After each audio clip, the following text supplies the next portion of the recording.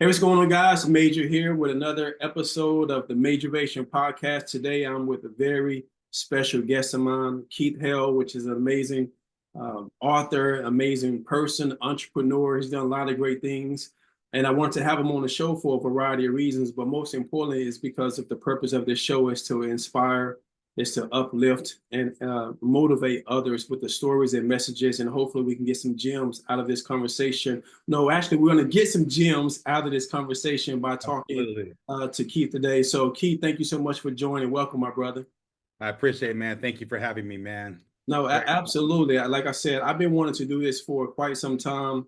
On this new journey that I've been in, this second chapter, I've been really immersing myself into certain spaces where other people or of other creators, mm, other innovators, other visionaries, other entrepreneurs and business-minded people, and to kind of learn a little bit more about your story. That was great, but I also want to have an opportunity to hear directly from you. And as a byproduct of being a serviceman, I want other people to be able to experience a conversation from the both of us as well. Uh, yeah. the first thing I want to highlight and say congratulations on the launch of your book and the success of your book thus far. Thank you. Can you kind of walk us through the interpretation of the book and the purpose of it to kind of give us a feel of it? Yeah. So, the book, I wrote the book during a really hard time in my life where mentally I just became, foggy, for lack of a better word. I became suicidal. And I think a lot of men get to this point in life for whatever reasons, work, relationships, and we don't talk about it. And a lot of us don't make it because we don't speak about it. So for me, I think I told you before, I was a big real estate developer in Newport Beach. I built over 300 homes and sold them to very well-known people, and I kept doing that and getting in the rat race of the real estate market for 20 years, and then Netflix and everyone kind of like just stressing me out. On one weak moment day, I decided to try and take my life.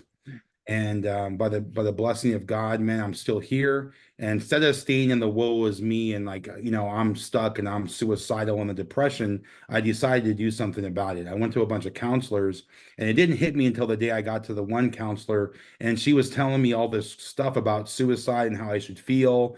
And I asked her one question. I said, when you tried to commit suicide, how was it for you? Mm.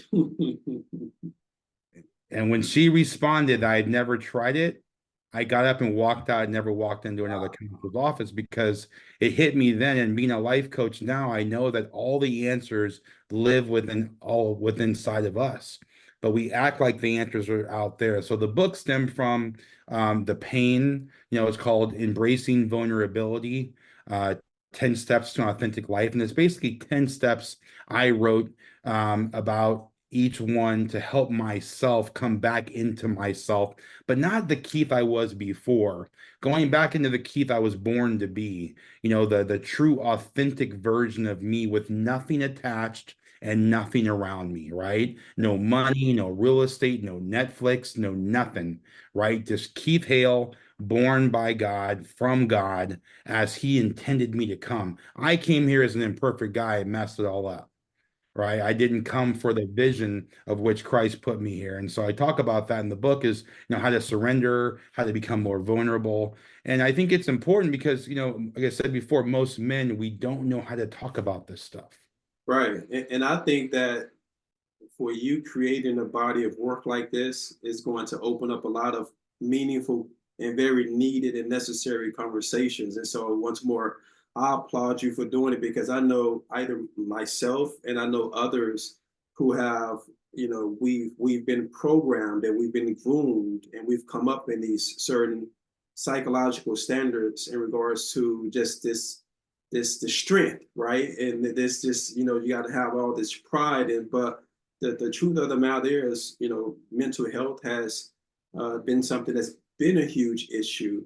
But because of people like yourself and others that are speaking out, this is going to give a bridge of support to others who have probably felt like they were winging on the side and didn't have any direction. So I'm Mm. just really appreciative that you are courageous enough to acknowledge where you were, but then the proponents of what you represent, working your way through those things and continuing. I'm still a work in progress. We all are, right? Absolutely. But I just think you represent a great example for others to be able to look at your story and just really pull themselves up, so to speak. And so, when you're talking about the book, do you ever find yourself visiting some of those moments, the right before moments? And if you do, how does that feel energy wise? Because it feels like it could be heavy. Yeah, the thinking about what I tried my attempt is really heavy, right? And when I read the book back now, I go, wow, I'm ready to write another book, right? I'm ready to write, right? Because it's like I wrote this book in the midst of my pain, and I'm not out of the woods. I don't want anyone to think like, oh, this guy went through a mental trauma, and all you gotta do is write a book, and all of a sudden you're healed. Because Right, that's not true. I'm still in the woods. It's just how I show up and what I intend to do about it is different than the perpetual, you have to be put on medication and go down this road. And I'm not saying it's bad, but some people need that balance. But there's others that say, you know what, I want to be better. And, like I was saying before, with the answers within us, I knew that the answer was within me yeah, of what I really want. When I sat with myself and sat with God, and I was able to go, what does Keith really want? And do I really want to die? Because that's real simple. Or right, do I want to live? And if I do, what's my real purpose of being on this earth?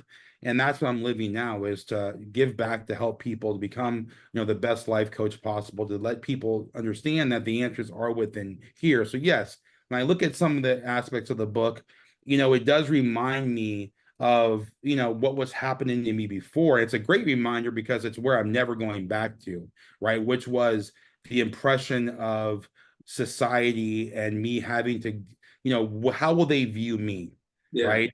Me being this guy in Newport Beach building all these houses, do I have to show up in the Lambo, or can I show up in the car I really want to drive, or does it matter? And feeding into all of that, and you come from the entertainment space, yeah. and how you can easily feed into those things.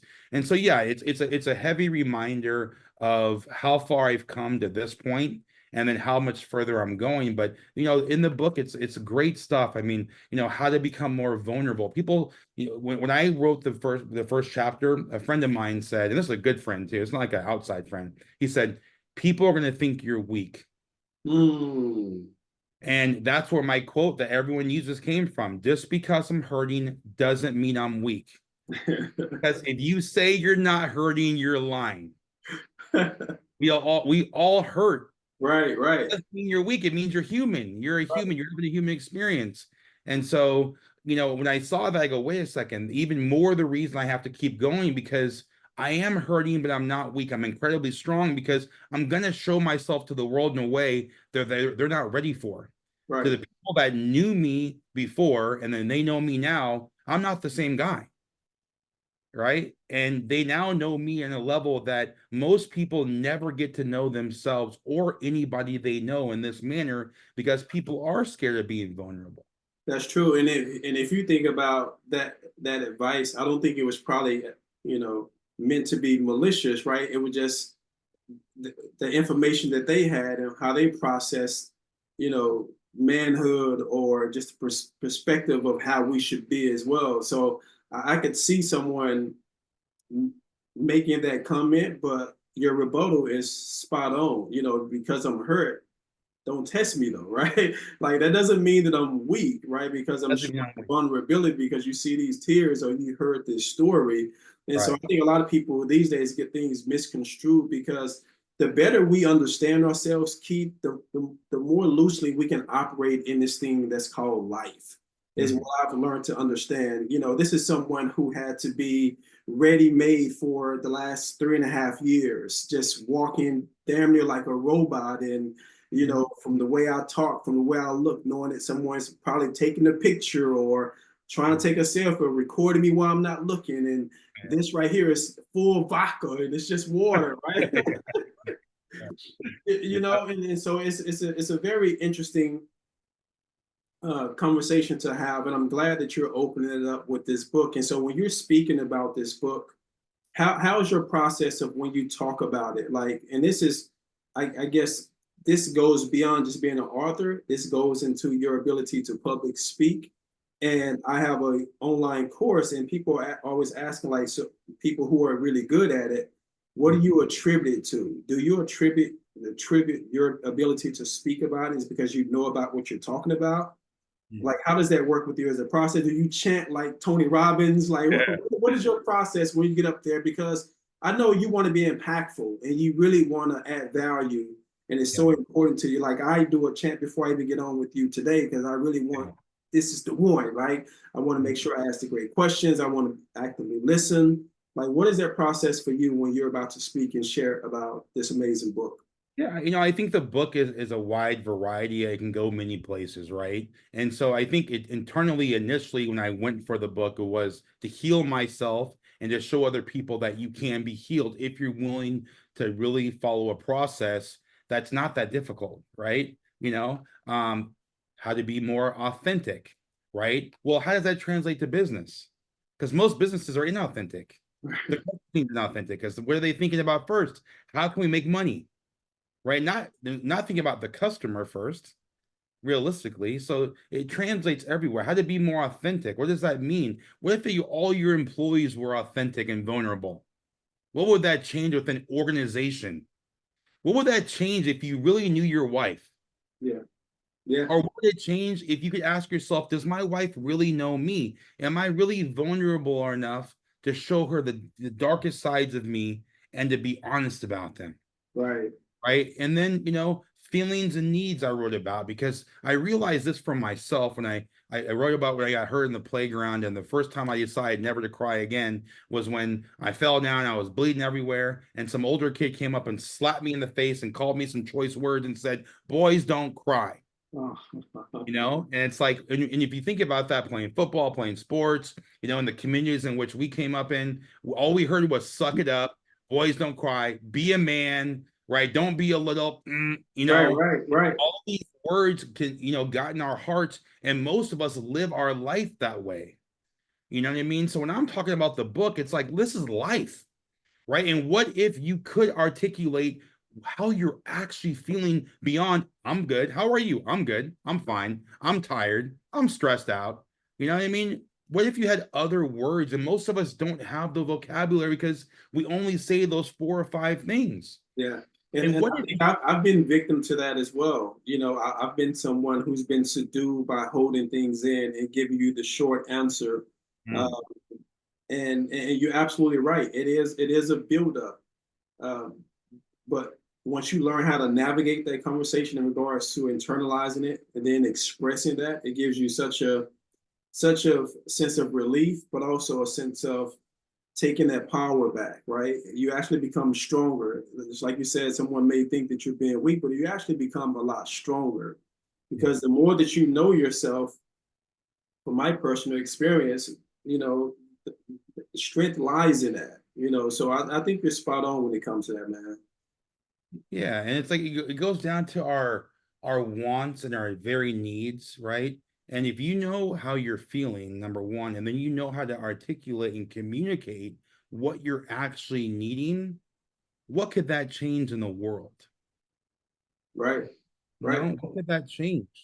I think that should be like a universal sentiment, right? That should be a universal intention of so many men that are in this world, Yeah. and just people in general, right? But specifically for men, there is so much that's held back. I seen a clip most recently with Pastor Keon Henderson. He's a pastor in Houston, Texas, and he was recently at this church, and he went up to a gentleman in the audience, and the gentleman was clearly a little emotional and just felt the spirit and whatnot, and he walked up to him and he said, "It's something that I know about you," and he said that you've never been able to hug um, another man, not in like a weird kind of way, but like you've never been able to express you're my brother, Mm. right? Even with your peers, because everyone is so macho and everyone is so closed off, and everybody's, "Oh, I'm all right, dog," you know. And when I see him give him a hug, it's like, man, I love you, I got you. right? You Yeah. got this, right? It was such a moving moment for me to be able to see that, because I myself, I grew up with a lot of affection. I grew up in a house full of women, right? And so Mhm. even like my older cousins, we were all very affectionate in regards to saying I love you, right? Or just giving each other hugs when we see each other in passing or whatever. But so many people don't address that. They don't have that connection. And just to take it further, even as a relationship and couples, you have it in the beginning, right? The honeymoon stage, and then it kind of dissipates as time goes on, and you kind of miss that element. But Yeah. um, so the 10 elements, what are the 10 elements of vulnerability in the book? Can So you I mean, I walk through. Have you read the book yet? No, I'm Okay. on Okay. page 38. Okay. Good. Okay. Gotcha. Okay. Yeah. So if you look at you know, in no order, but how to be more vulnerable, how to be more authentic, how to get in touch with your true feelings and And I needs. didn't feel that way about the first chapter. Yeah. Yeah. I mean, it starts off with how it starts off, right? I almost spoil it, but and then I go into you're surrendering, because for me it was like, and I don't mean this to anybody else, but I'm gonna talk to myself as a mirror right now. But I Right, always called myself a Christian. But I realized, like, what does that actually mean? Was I living my life in accordance to the way God wanted me to live? And the answer is no. right, And so when I surrendered myself to God, it was like letting him know, like, look, I finally get it, right? It's not the way I'm living for me, it's the way you want me to live for you. And then let me carry that. It's not like I'm perfect now when I said I'm gonna surrender myself, but it's like then I went on to, just let God know that, hey, I'm now seeing things from your perspective and I'm going to give into that. And I'm no longer going to control how it looks, and I'm going to have faith that you will provide regardless of what I decide to do based upon the steps you want me to take. yeah, I think that's important because a lot of us don't have it. You can believe in God or whatever it is that you believe in. right, I wrote the book from a Christian perspective because that's who I am. But I don't think it matters if you read the book because, again, everyone believes what they believe, a higher power, energy. I heard a lot of different things. right, Either way, it's something that you're surrendering to. That's not the way, and that means like maybe you don't take the job, maybe you don't take the record deal. Maybe you don't take the whatever it is, right? You don't go down that path because your path is brighter going down this other road, and we have that feeling inside of us when we're about to do something against our will. But a lot of us don't have the willpower to stop and go, you know what? I can feel that this isn't the way I should be going. I should be going this way, but this way feels way better. That drink, that right, one line of Coke, right? The more sex, the more porn, that feels so much better to my soul than doing the thing I know I should be doing to further, humanity. So right, I think, the 10 chapters are just, basically me summing up what we can do or what I could do to myself, and I still do each day to walk down the path. And it always starts with today, I need to be more vulnerable because if I'm vulnerable, then you actually get to know me, right, right? And there's nothing between us. And right, that means nothing between us. What can we create now? Right? With no egos, everything's checked at the door, right, right? This is who I am, Major. This is who you are, and now what can we go change to help humanity, right? And if everyone took that one thing on each day, life could look so much better for you and your family, your children. How about you didn't spank your kid today, but you told me you were scared that they drove that fast and you didn't get mad at them and scream at them. You yeah, dealt with your own fear and you were vulnerable enough to tell them it had nothing to do with you. It's really inside me, but I'm scared, man. I'm really right, scared, you right. know? So I think, it's ongoing, and now I realize I need to write the sequel to the book, Yes, and we need that. We need that. now, I mean, here's the book, man. I love it. I So love the, it, man. so the audience, You there's know, the it has book. a hint of the Lakers up in there, though. That's I Yeah, man. Hey, Kobe's my boy, man. love it. But it's just, getting to the point of, another big part of the book I like, man, is living for the now or living in the present. A Mm, lot of us live our life based upon what's happened to us in the past or what we're scared of or we're moving towards in the future, and we're missing everything that's happening right now. yeah, we're missing it. We're actually missing what is happening right now that can make a difference. I'm going to find this quote real quick because this is something that I share with people, and I don't want to misquote it, so I'm going to actually look it up real quick. But That's it's so good. pretty That's profound. so good. And it says this, it says, most humans are never fully present in the now because unconsciously they believe that the next moment must be more important than this one. But then you miss your whole life, which is never not now. Wow. And that's, and Mr. Tolle. And if you look at that, everything is happening right now. Yeah. Right? Everything. So I wrote about that because I realized that I was living my life in either the later version of me or what I was trying to create or what I was going to build this 7,000 square foot house on a right by the water, and it cost me $20 million. And I was scared to death it wouldn't sell. Or I was thinking about the past of what happened to me and like, oh God, all the depression. Depression is real simple. It's a thought from the past that's occurring in the moment. It's a Mm. thought from the future you're worried about in the moment. There's no such thing as depression Yeah. exist in reality. We create depression, I right? agree with you. We And don't counselors see when making it comes to that. fortunes. Yeah, and they're making fortunes off making us believe that depression is something that's real. Right. It's truly a decision. It's a decision in the moment of how we're going to feel based upon what's happening, Right. right? Or what we perceive, better yet said, of what's actually happening, Yeah. right? And so when you think about that, then what's next? What's next is to give yourself some empathy Yeah. and not to be so hard on ourselves, right? And how you lived in the past doesn't matter. Yeah. How are you going to show up now and to forgive ourselves? Truly be empathetic for others. So we're not making everything about ourselves, but we can see what's happening for you and how is that for you. Yeah. And then it's the self-forgiveness is really to forgive ourselves for whatever we have to forgive ourselves for. Yeah. That previous relationship, the way we show up in the job, what we didn't do, our dishonesty in workplace, all the things that we carry with us as if it's happening right now. It's not happening right now. Happened in the past. Right. No, that's true. And that brings me to my next question, Keith. Like for you, what are some of the non-negotiables that you have to kind of help you maintain that balance in regards to everything that you're doing now? I try to, stay in tune with my values. And most things I do with my values. So I value relationships with other people. I value, new opportunities.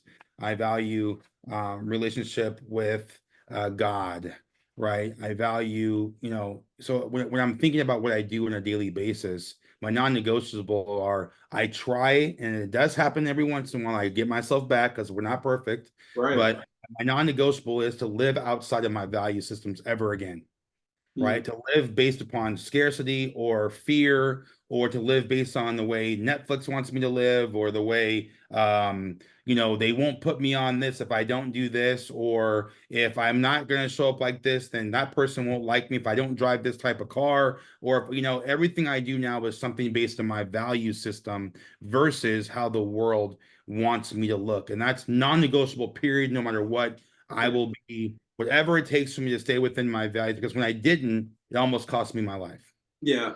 You Yeah. know, And because that's so important. I'm glad you shed some light on that as well. And I think just the other question is for anyone that's aspiring to be mm, a published author. hmm. Do you have any advice for entrepreneurs or someone who has a story that wants to kind of Yeah. get it out in regards to, to inspire them to go ahead and make that leap of faith? Yeah, one, writing a book is not simple, as you know. Yeah. But it takes we all have a story to tell. It's just a matter of you're gonna take the time to put it down on paper. So the first idea would be, and I wrote my book in a way that was really painful, but it made more sense to me because I'm not sure if you did this, but I started looking at all the different authors and asking questions, and we have access to people that others don't. So I'm gonna tell you what Right. they told me. Is what they told me was like, start at the end. And what do you want to accomplish at the end? I was like, well, dude, I can't write backwards, man. Like, you know what I mean? It was almost like write the book backwards. I was like, well, okay. And after I went and saw that counselor, it hit me on the things that I need to do. So if I was telling someone else, I would say, look, organize your book in a messy way. whatever you just want to put down, just put it down, Yeah. right? Maybe call it by chapter. I did. That was easier for me to think like, oh, if I'm gonna be more vulnerable, how does that look, and what do I want to accomplish, and then what do I want to give back to someone else? Because a lot of books, you read them, and I'm like, okay, now what? I'm still left with like, dude, that was cool, man, but now what? So Right. I try to envision someone reading the book and then giving them a step to take to actually become more vulnerable without them having to think about it. Right. That's not their skill set. So I would say, depending on what you're writing about, begin with the end in mind, or like told, we all know about that, it's Covey, but then organize it and just let it be messy. I did not edit it. I didn't spell check it. I wrote it. It was a flat out worst mess I've ever seen. I'm like, wow, this is an F. This is an F. But within the F, there's nuggets you can take out of the F, and then you make a book, right? So my book is 97 pages, or about, I think, with everything done, 96 pages said and done. I wrote 145, 50 pages to get to this, and that's because it was really messy, right? It was some days I was upset and crying and just wanted to write how bad things were and how I hated, this person and that person and blah blah blah, and no responsibility for me, but I had to get it out, Yeah. right? Times I was on point, like, man, this is like I'm on point when talking about God and surrendering and Right. stuff. So I would tell a young person, like, look, one, just do it. And people ask me, well, what did you write your book in? Microsoft Word. Open your laptop or your cell phone, your iPhone, and write your book. Or you can voice record. I tried that first. It didn't work for me Right. because I wanted to see what I said before, go back and reflect on the notes. So Right. that part didn't work for me. But I would say just get it out. Just let it be messy and just get it out. Right. No, I love that. That's great advice. And so, could you share some of your um, like your website where people can get the Yeah. book, your social media handles, and Yeah. then this part to be edited, obviously, but just do an intro now, just first and last name, who you Yeah. are, where people can find you, and then at the end of it, if you would honor me by just saying "Stay major rated." All right.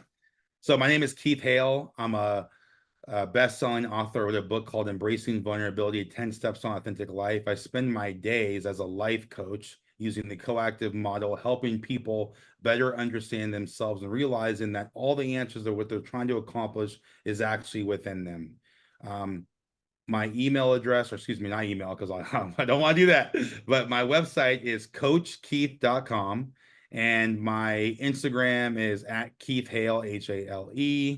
And I'm so happy to be here on the Majorator, and please tune in and follow everything he's doing. He's done a lot of stuff in his life too. He's got a lot to say. His book, I haven't read it yet, but I'm going to get it.